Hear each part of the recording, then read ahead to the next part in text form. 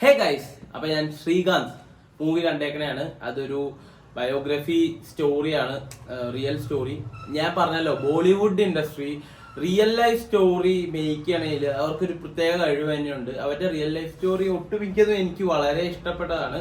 ഞാൻ റീസെന്റ് കണ്ട മൈതാനാണെങ്കിലും സാം ബഹദൂർ ആണെങ്കിലും 12th ഫെയിൽ ആണെങ്കിലും അതൊക്കെ വളരെ മനോഹരമാണ് ആർന്നു. എന്ന് വെച്ചാൽ അതൊക്കെ ഒരു റിയൽ ലൈഫ് സ്റ്റോറിയാണ്. ആ ഫീല് നമുക്ക് തരാൻ പറ്റിയിട്ടുണ്ടായിരുന്നു. അതുപോലെ തന്നെയാണ് ശ്രീകാന്ത് എന്ന് പറയുന്ന മൂവിയും നമുക്ക് ആ ഒരു ഫീല് തന്നിട്ടുണ്ട്. നിങ്ങളിത് മസ്റ്റ് ആയിട്ട് തിയേറ്ററിൽ പോയി കാണാം. മസ്റ്റ് വാച്ചബിൾ മൂവിയാണ്. ഈ പടം നല്ല ഇൻസ്പയറിംഗ് ആണ്. കാരണം ഞാനിതിപ്പോ പറയാൻ കാരണം എന്താണെന്ന് വെച്ച് കഴിഞ്ഞാൽ, ഇപ്പം ഹിന്ദിയിൽ ഇറങ്ങിയ ഈ ഇടയ്ക്ക് ഇറങ്ങിയ ലാപ്ത ലേഡീസ് എന്ന് പറഞ്ഞൊരു പടമുണ്ട്. അതെല്ലാവരും കണ്ടപ്പോ തന്നെ സ്റ്റോറി ഇട്ടു മസ്റ്റ് വാച്ചബിൾ മൂവി എന്നൊക്കെ പറഞ്ഞു. അതുപോലെ തന്നെയാണ് മറ്റേ മൈതാനും സാം ബഹദൂറും ഒക്കെ OTT ഇറങ്ങുമ്പോൾ ഈ 12th ഫെയിലൊക്കെ ഇട്ട പോലെ മസ്റ്റ് വാച്ച് എന്ന് പറഞ്ഞ് എല്ലാവരും ഇൻസ്റ്റാഗ്രാമിൽ സ്റ്റോറി ഇടും. അപ്പൊ നിങ്ങളും തിയേറ്ററിൽ മിസ് ചെയ്യാതാണ്. അപ്പൊ പടത്തിനെ കുറിച്ച് അറിയാം. പടത്തില് നായകനായിട്ട് വന്നേക്കുന്നത് രാജ്കുമാർ റാവു ആണ്. രാജ്കുമാർ റാവുടെ കുറെ പടമുണ്ട്, എനിക്ക് പുള്ളിനെ ഇഷ്ടമാണ് പേഴ്സണലി. പിന്നെ ഉള്ളത് നമ്മുടെ ജ്യോതികയുണ്ട്. അപ്പം രാജ്കുമാർ റാവു കിഡിലിന് അഭിനയമായിരുന്നു. പിന്നെ ജ്യോതിക ആണെങ്കിലും സിനിമ ഉടനീളം ഉണ്ട്. പടം ഗംഭീരമായിട്ട് തന്നെ കണ്ടിരിക്കാം. ഫസ്റ്റ് ഹാഫ് ഒക്കെ നമുക്ക് പോകണമെന്നറിയില്ല, ഗംഭീര സ്പീഡിലാണ് ഫസ്റ്റ് ഹാഫ് ഒക്കെ പോണേ. സെക്കൻഡ് ഹാഫിലേക്ക് വന്നപ്പം ആ സിനിമയ്ക്ക് ആവശ്യമായ കുറച്ച് വലിച്ചു നീട്ടലുണ്ടായിരുന്നു. അതല്ലാതെ വേറെ ഒരു കുഴപ്പമില്ല. പടം ഗംഭീരമാണ്. പിന്നെ ലാസ്റ്റ് നമ്മുടെ ലാസ്റ്റ് നമ്മുടെ APJ അബ്ദുൽ കലാമിന്റെ ഒരു സീൻ ഉണ്ടായിരുന്നു. അതൊക്കെ അത് കണ്ടപ്പം വല്ലാത്തൊരു ഫീലായിരുന്നു. APJ അബ്ദുൽ കലാമിന്റെ വീഡിയോയും കൂടി അവസാനം കണ്ടപ്പം.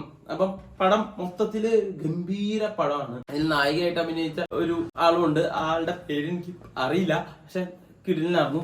എല്ലാവരും കിടിലനായിരുന്നു. ഇതിൽ അഭിനയിച്ചവരെല്ലാവരും നല്ല രസം ഉണ്ടായിരുന്നു. പിന്നെ പടം ഭയങ്കര എൻഗേജിങ് ആണ്. പിന്നെ പടത്തിനെ കുറിച്ച് നമുക്ക് കൂടുതൽ എന്ന് പറയില്ല, റിയൽ ലൈഫ് സ്റ്റോറി ആണല്ലോ. അപ്പം നടന്ന കാര്യങ്ങളായിരിക്കും, നിങ്ങൾക്ക് എല്ലാം അറിയാവുന്ന കാര്യങ്ങളൊക്കെ തന്നെയായിരിക്കും നടന്നത്. പിന്നെ ഈ പടത്തില് ഒരു കാര്യം എനിക്ക് മനസ്സിലായത്, നമ്മൾ എത്ര വലിയ ഉയരത്തിലാണെങ്കിലും നമ്മൾ വന്ന വഴി ഒരിക്കലും മറക്കരുത്. വന്ന വഴി മറന്നു കഴിഞ്ഞാൽ നമുക്ക് കർമ്മ എന്നൊരു സാധനമുണ്ട്, അത് തിരിച്ചു കിട്ടും. എന്ന് വെച്ചാൽ പുള്ളിയുടെ ജീവിതത്തിൽ നടക്കുന്ന ഓരോരോ കാര്യങ്ങൾ കാണുമ്പോഴും പിന്നെ പുള്ളിയുടെ ഓരോ ഉയർച്ചയിൽ വരുമ്പോ പുള്ളിക്ക് ഉണ്ടാകുന്ന ഓരോ മാറ്റങ്ങളും അതെല്ലാം ഈ സിനിമ നല്ലപോലെ കാണിക്കുന്നുണ്ട്. ഞാൻ പറഞ്ഞല്ലോ, രാജ്കുമാർ റാവുടെ അഭിനയം ഗംഭീരമായിരുന്നു. ഒരു കണ്ണ് കാണാത്ത വ്യക്തിയായിട്ടാണ്. അപ്പൊ നിങ്ങൾക്ക് ശ്രീകാന്ത് ബോലേനെ അറിയോന്ന് എനിക്കറിയില്ല. ദി ബ്ലൈൻഡ് ഇന്ത്യൻ ബില്യണയർ എന്നാണ് പറയപ്പെടുന്നത് പുള്ളിനെ. കാരണം പുള്ളി ഒരു ബിസിനസ്മാൻ ആണ്, മാത്തമാറ്റിക്സിൽ കിങ് ആണ്. അതുപോലെ തന്നെ പുള്ളി ക്രിക്കറ്റർ ആണ്.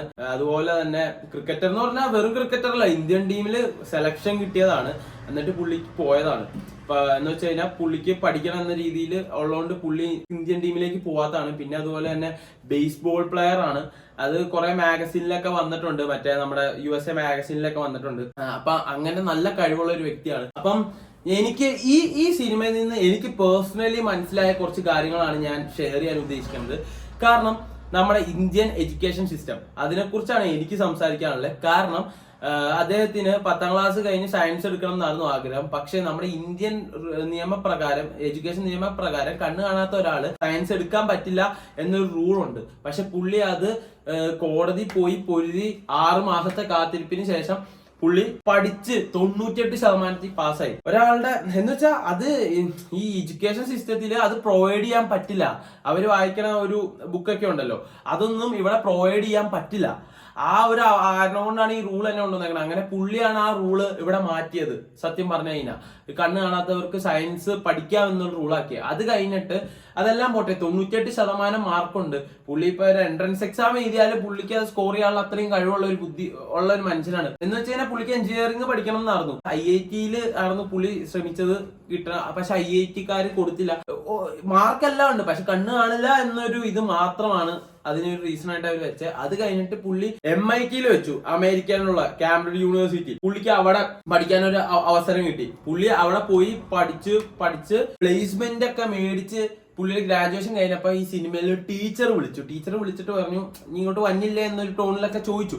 അപ്പൊ പുള്ളി പറഞ്ഞു, നമുക്ക് ഇവിടെ കുറെ എന്ന് വെച്ചാൽ പുള്ളിക്ക് അവിടെ കുറെ പ്ലേസ്മെന്റ്സും കാര്യങ്ങളും കിട്ടിയിട്ടുണ്ട്, ഞാൻ വേറൊരു ഇന്റർവ്യൂക്കൊക്കെ പോവാന്നൊക്കെ പറഞ്ഞു. പക്ഷെ പുള്ളി നാട്ടിലേക്ക് തിരിച്ചു വരും. തിരിച്ചു വന്നു കഴിഞ്ഞിട്ട് പുള്ളിക്ക് ഒരു ജോലി ആണല്ലോ.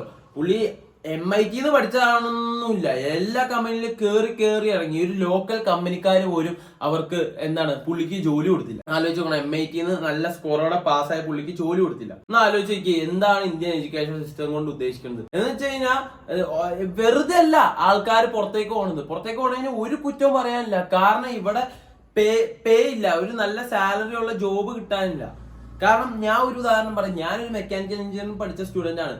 എനിക്ക് നിങ്ങൾ എന്റെ കാര്യം നോക്കണ്ട, നമ്മുടെ ക്ലാസ്സിൽ കുറെ പഠിക്കുന്ന പിള്ളേർ എല്ലാവരും ഉണ്ട്. എന്ന് വെച്ചാൽ ഒരു ശതമാനത്തിൽ താഴെ ഉണ്ടായിരിക്കുള്ളൂ മെക്കാനിക്കൽ എഞ്ചിനീയറിംഗിന്റെ ജോലി ചെയ്ത് നടക്കണത്. ബാക്കിയുള്ളവരെല്ലാവരും IT മേഖലയിലേക്കാണ് പോയേക്കണം. കാരണം കാശ് കൂടുതലായിട്ട് കോഡിങ് പഠിച്ച IT മേഖലയിലേക്ക് പോയത്. പിന്നെ നമുക്ക് മെക്കാനിക്കൽ എഞ്ചിനീയറിംഗ് പഠിക്കേണ്ട ആവശ്യമില്ല, നമുക്ക് വേറെ വഴിയില്ലാത്തത് കൊണ്ടാണ് അവരങ്ങോട്ട് പോയത്. കുറച്ച് പേരൊക്കെ പുറത്തേക്ക് പോവാണ്, കാരണം പുറത്ത് അതിനുള്ള ഫെസിലിറ്റീസും കാര്യങ്ങളും ഉണ്ട്.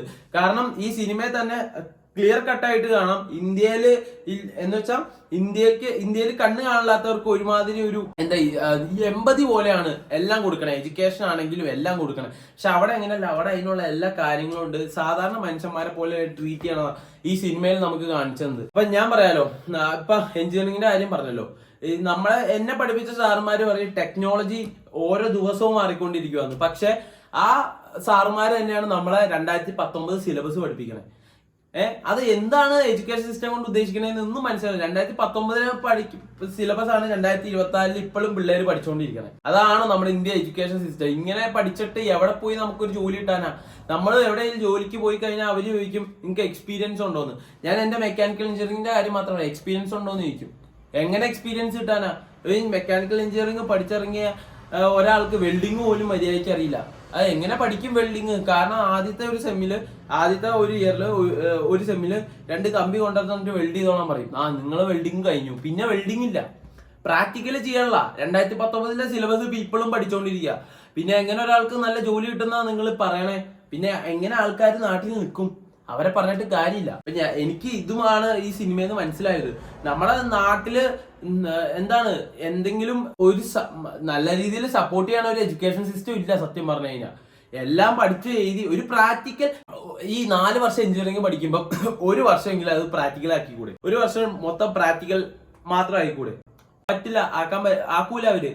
എന്താണ് ഇവര് കുറെ ലാബൊക്കെ പണിത് വെച്ചിട്ടുണ്ട്. അത് കോളേജിന് ആവശ്യകത ഉള്ളതുകൊണ്ട് മാത്രം പണിത് വെച്ചേക്കണതാ. അല്ലെങ്കിൽ ഉണ്ടല്ലോ ഇവര് ലാബിൽ വലിയ മിഷൻസ് ഒക്കെ മേടിച്ചിട്ടുണ്ട്, വില ലക്ഷങ്ങൾ കൊടുത്ത്. പക്ഷെ അതിൽ നമ്മളെ തുടിക്കില്ല. കാരണം എന്താണെന്നറിയോ? കാരണം ആ മിഷൻ കേടാന്ന് പറഞ്ഞു. എന്തിനാ പിന്നെ മേടിച്ചു വെച്ചേക്കണേ? അവർക്കും അറിയില്ല, വേറെ ആർക്കും അറിയില്ല. ഒരു അലങ്കാരത്തിന് വേണ്ടി മേടിച്ചു വെച്ചേക്കണ. വെറുതെ അല്ല ഒരു മനുഷ്യനും ഇവിടെ നിൽക്കാത്തത്, എല്ലാവരും കേറി പോവാ. അതിന്റെ ഒറ്റ റീസൺ ഇത് തന്നെയാണ്. ഒന്നാമത്തെ കാര്യം എഡ്യൂക്കേഷൻ സിസ്റ്റം, പിന്നെ നല്ല പേ ഇല്ല. ഇതെല്ലാം തന്നെയാണ് എല്ലാവരും പുറത്തേക്ക് കയറി പോകുന്നത്. അത് ഈ സിനിമ കാണുമ്പോൾ എനിക്ക് മനസ്സിലാവും. കാരണം പുള്ളി തന്നെ ആദ്യം ഈ സിനിമ പറയണ്ടായിരുന്നു, I want to become a first blind Indian president എന്ന് പറയണ്ടായിരുന്നു. എന്നിട്ടാണ് പുള്ളി അവിടെ ചെന്നിട്ട് ഇങ്ങോട്ട് വരാനൊരു മടി കാണിച്ചത്. കാരണം അവിടെ പുള്ളിക്ക് കഴിവനുസരിച്ച് ജോലി കിട്ടും, കാര്യങ്ങൾ കിട്ടും. ഇവിടെ ഞാൻ പറഞ്ഞില്ല, ഒരു ലോക്കൽ കമ്പനി പോയിട്ട് ഒരു കണ്ണാണില്ല എന്നുള്ള പേരിൽ പുള്ളിക്ക് ജോലി കൊടുത്തില്ല. അപ്പം അതൊക്കെയാണ് ഇന്ത്യയിൽ നിന്ന് പകുതി പേര് പുറത്തേക്ക് പോകാൻ കാരണം. കുറച്ചുകൂടി ഇന്ത്യൻ സിസ്റ്റം മെച്ചപ്പെടുത്തണം എന്നാണ് എന്റെ ഒരു ഇത്. ഞാനത് പറയാൻ ആരുമല്ല, പക്ഷെ ഞാൻ എന്റെ ഒരു അഭിപ്രായം പറഞ്ഞതുള്ളൂ. അപ്പം ഗൈസ്, നിങ്ങൾ ഈ പടം എന്താണെങ്കിലും തിയേറ്റർ മസ്റ്റ് ആയിട്ട് പോയി വാച്ച് ചെയ്യുക. നിങ്ങൾക്ക് ഇഷ്ടപ്പെടുന്നതാണ് എനിക്ക് തോന്നുന്നത്. Guys, by.